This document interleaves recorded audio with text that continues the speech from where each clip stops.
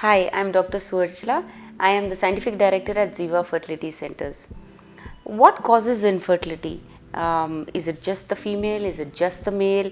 Or is it both of them together?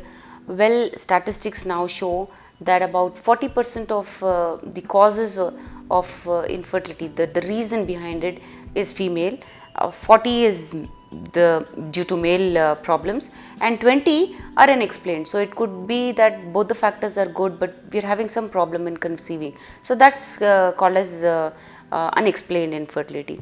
So when we come to female infertility, to come to a conclusion that what could be the reason behind infertility, there are a battery of tests that are done, but the ideal time for these tests is day 2 of the period. On day 2, the whole cycle has calmed down.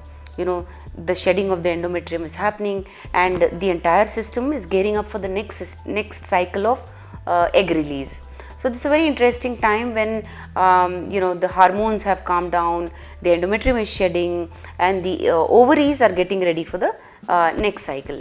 So what really do you need to get pregnant? Remember 4 important things that you need to get pregnant, and these are common everywhere for everyone. One is that you should be having regular periods. Regular periods mean that you are ovulating regularly, and probably that will give you an idea about when you are ovulating and when is it that you should be having intercourse to get pregnant.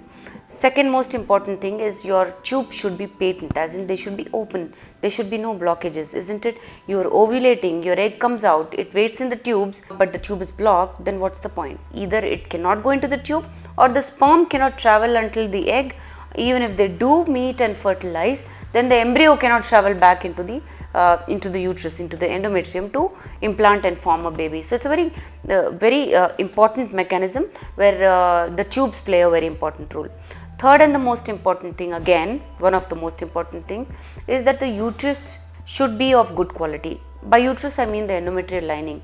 It should not have fibroids, it should not have polyps, it should not have areas where there is no good supply, it should not have endometriosis, parts where there are endometriotic tissue. The major reasons why the embryo that is formed is not able to implant into the endometrium. So I said 4 important, isn't it? We are done with 3.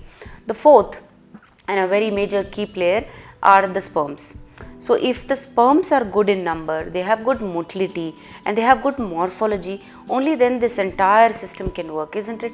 What if you are having regular periods, you are ovulating, your tubes are good and your endometrium is good, it's shedding well, it has good blood supply, but what if the sperms are not good in number, motility or morphology? Then this entire system fails. So this mechanism of pregnancy requires these 4 important things. You need to know more, you want to understand more, you want to you've already had investigations that you want us to look at.